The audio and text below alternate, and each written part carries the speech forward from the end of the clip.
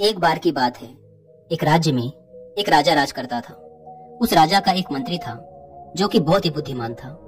वो अक्सर कहा करता था कि जो होता है अच्छे के लिए होता है। एक दिन राजा और वह मंत्री बैठे हुए किसी विषय पर चर्चा कर रहे थे और साथ ही राजा अपनी तलवार भी साफ करते जा रहे थे। अचानक तलवार राजा के हाथ से छूटकर उनके पैर में गिर पड़ी और राजा के पैर की एक उंगली कट गई। यह देख राजा बहुत घबरा गए तो मंत्री ने कहा, चिंता ना करें महाराज, जो होता है अच्छे के लिए होता है। मंत्री के मुंह से ऐसी बात सुन राजा को मंत्री पर बहुत क्रोध आ जाता है और वह कहता है, मेरे पैर की उंगली कट गई और तुम कह रहे हो कि यह अच्छे के लिए हुआ है, इसमें क्या अच्छा है। क्रोध में भरा राजा सैनिकों को आदेश देता है कि इस मंत्री को कैद खाने में डाल दो। कैद खाने में डालने की बात सुनकर भी मंत्री को जरा सा भी दुख नहीं होता और जब उसे कैद खाने की तरफ ले जाए तब भी उसने यही कहा, जो कुछ भी होता है अच्छे के लिए होता है।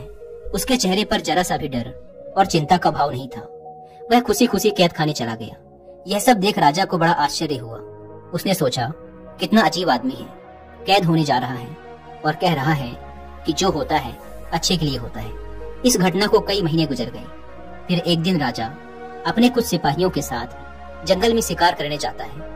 वो सभी अपने घोड़ों पर सवार होकर जंगल में काफी अंदर तक चले जाते हैं। राजा जब एक हिरण का शिकार कर रहा था तो वह हिरण का पीछा करते करते उस घने जंगल में बहुत अंदर तक चला गया और अपने सैनिकों से बिछड़ गया। हालांकि वो उस हिरण को पकड़ तो नहीं पाया, लेकिन वो उस घने जंगल में गया। जब राजा को यह महसूस हुआ कि वह अपने सैनिकों से बिछड़ चुका है और रास्ता भटक गया है, तो वह रास्ते की तलाश में इधर उधर घूमने लगा। वह जंगल से बाहर निकलने का रास्ता खोज ही रहा था कि तभी उस जंगल में रहने वाले आदिवासी समूह के लोगों ने उसे चारों तरफ से घेर लिया। क्योंकि वह जंगल उसके राज्य की सीमाओं से बाहर था, इसीलिए वो आदिवासी लोग उसे पहचान न सके और राजा को बंदी बनाकर अपने आदिवासी कबीले में ले गए। वो आदिवासी लोग एक इंसान की खोज में थे जिसकी बलि देकर वो अपनी कुल देवी को प्रसन्न कर सके।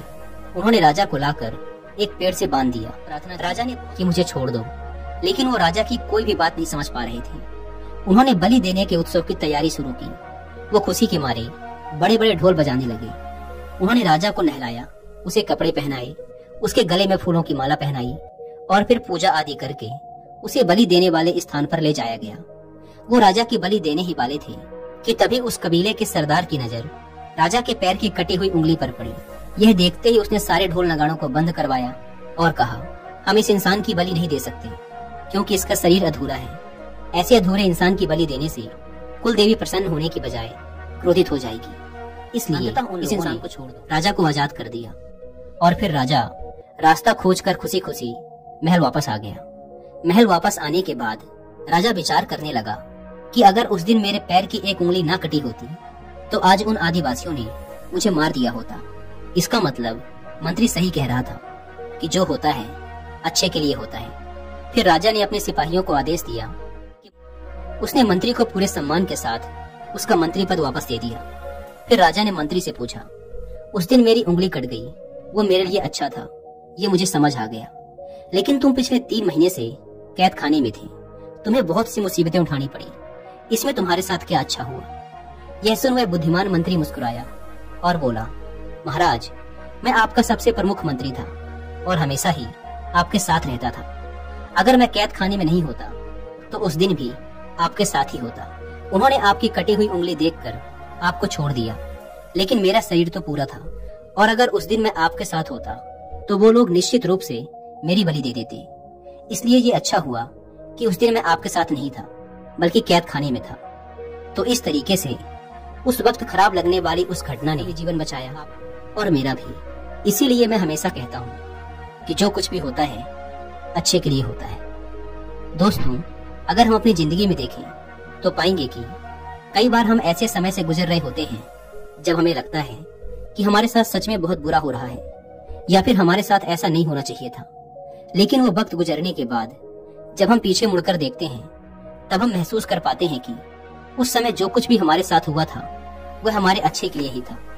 यहाँ तक कि हम अपने जीवन में घटने वाली हर घटना को अपनी बुद्धि से समझने की कोशिश करते हैं, लेकिन सच्चाई तो ये है कि हमारी बुद्धिमत्ता की भी एक सीमा होती है। हम किसी भी घटना के अच्छे या बुरे को केवल अपनी सीमित बुद्धि के दम पर नहीं समझ सकते। ये पूरी दुनिया कर्म के सिद्धांतों पर काम करती है।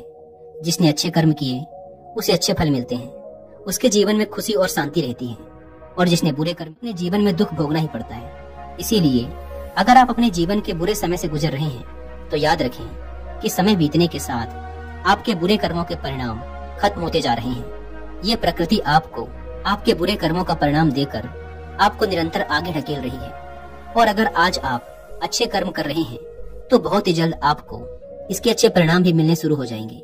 ध्यान रखें कि ये दुनिया हमारे किसी दुश्मन ने नहीं बनाई, बल्कि उसने बनाई है जो सबका भला चाहता है। इसलिए आपके साथ कुछ गलत नहीं हो सकता, तो अपने भीतर से ये बात निकाल दें कि आपके साथ कुछ गलत होगा। और एक बात हमेशा याद रखें कि जो होता है अच्छे के लिए होता है। दोस्तों, जीवन में घटने वाली घटनाओं को पॉजिटिव वे में लेना हमारे माइंडसेट पर निर्भर करता है, लेकिन ऐसा माइंडसेट अपने अंदर डेवलप करना पड़ता है, और ये आप भी कर सकते हैं। माइंडसेट के बारे में और